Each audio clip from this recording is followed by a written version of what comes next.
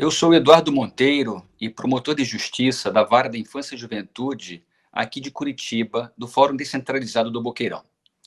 O artigo que escrevemos ele tem como objetivo e tem como foco analisar a violência sexual de uma compreensão mais ampla. Trata-se, na verdade, de um resgate de um trabalho que foi inicializado lá no Boqueirão, que demora há mais de 3 anos em execução e conta com a participação de várias pessoas do sistema de justiça e da rede de proteção com foco no tema. Todos nós que trabalhamos na área vivenciamos a experiência, vivenciamos relatos dessa violência. E quando houve a Lei 13.431, vimos a necessidade de estudar o fenômeno de forma ampla, de forma bem detalhada, para que pudéssemos dar uma interpretação correta à lei, então, em vigência. Essa interpretação mais ampla partiu sempre da premissa de que não poderíamos nós, como simples intérpretes jurídicos, dar a força, dar o encaminhamento necessário para todos os casos que relatam violência sexual. Precisamos compreender o fenômeno para que pudéssemos manejá-lo de forma adequada. Eu sou Patrícia Lage, sou psicóloga do Ministério Público do Estado do Paraná. Atuo no Centro de Apoio à Execução. Bom, quando o doutor Eduardo fala da complexidade do fenômeno, a gente se pergunta que complexidade é essa? Não seria uma coisa simples? Uma criança é abusada por um adulto. Bom, de acordo com a lei, sim, há sempre uma vítima e há sempre um criminoso. Porém, a dificuldade que as vítimas e suas famílias têm de revelar a situação, de fazer as denúncias, assim como as dificuldades dos trabalhadores, muitas vezes, em atuar nesses casos, nos mostram que há várias questões por trás desse fenômeno. Há ainda por parte da sociedade um grande desconhecimento acerca do que há por trás disso tudo. Inclusive, esse desconhecimento também muitas vezes atinge alguns trabalhadores da área. Por exemplo, muitas pessoas ainda acreditam que a violência sexual é cometida apenas pelo motivo daquela pessoa ter algum transtorno, né, o transtorno pedofílico. Então, muitos ainda acham que se trata ainda de uma questão psicopatológica apenas. Esse é um grande equívoco. Na verdade, vários estudos demonstram que a maioria dos abusadores sexuais não sofrem de um transtorno como esse. Bom, mas então, o que levaria um adulto a cometer um ato tão atroz? É aí que mora a complexidade do fenômeno da violência sexual. Quando a gente fala de vários aspectos, a gente precisa levar em consideração aspectos também culturais e aspectos sociais. Dentre os aspectos culturais, a gente precisa levar em consideração o machismo.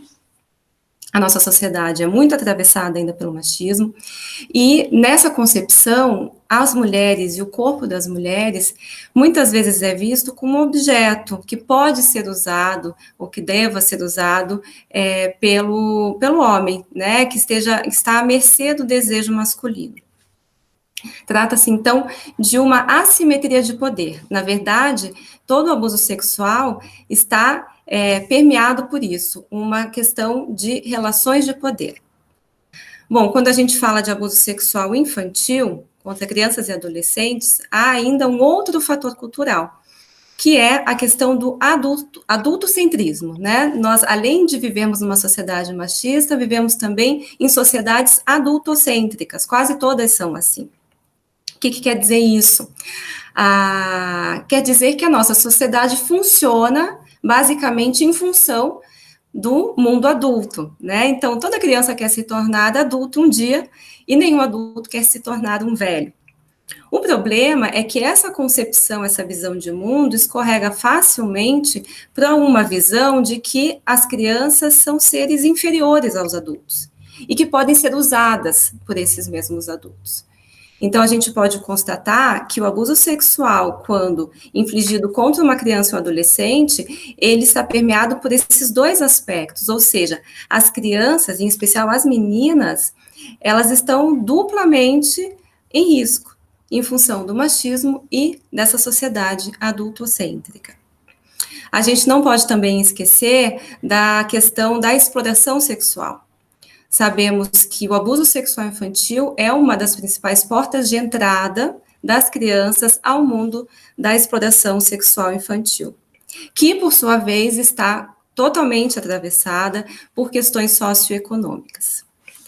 Bom, com isso nós vemos que o abuso sexual é, de fato, um fenômeno muito complexo, e para que nós possamos devidamente enfrentá-lo, toda a sociedade, as comunidades, todas as instituições devem ter uma visão ampla do fenômeno.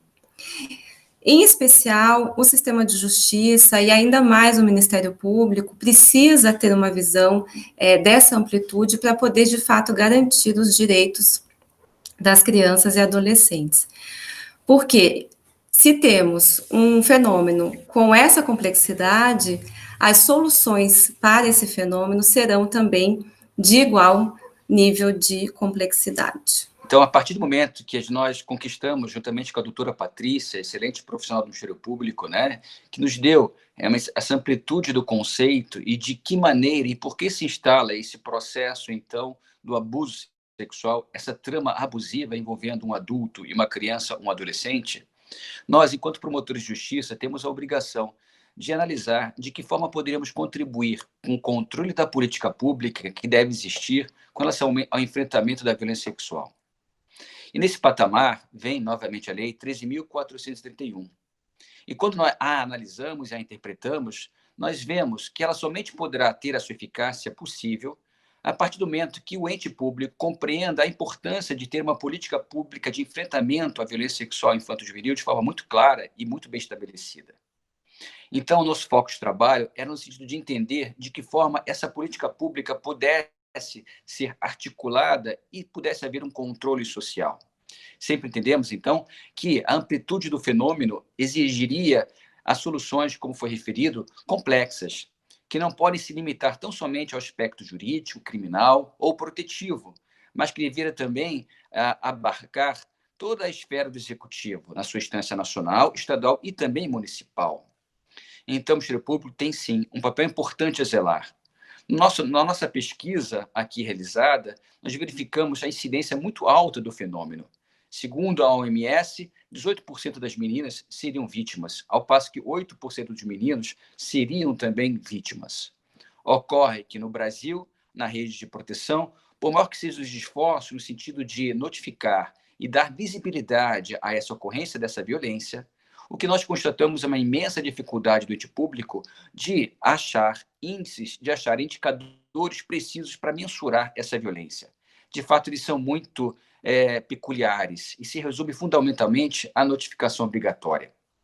Acontece, porém, que não fosse ainda a fragilidade do sistema de indicadores, nós observamos que o fenômeno por si só, ele tem como característica a lei do segredo, que impera nas suas famílias e entre as vítimas. Por consequência, estudos indicam que apenas 10% dos casos de violência sexual infanto-juvenil acabam aparecendo, acabam vindo para a justiça de alguma forma. Ou seja, 90% ainda permanecem obscuros e desconhecidos. De outro lado, os estudos epidemiológicos que são realizados sobre o fenômeno indicam que a vítima tem uma idade que é mais suscetível a sofrer abuso, que o agressor, na verdade, é sempre o ente familiar ou uma pessoa próxima a essa vítima, e que as ocorrências geralmente acontecem dentro da própria casa da vítima. De par de tantas informações, o Ministério Público não pode ficar parado. E tem um arsenal, uma política pública de enfrentamento à violência sexual datada de 2000, bem como essa nova lei 13.431 à sua disposição para que possa articular junto com o Poder Executivo para garantir que, de fato, nós tenhamos uma política pública eficiente de enfrentamento, não apenas formal, não apenas papel, mas que de fato funcione.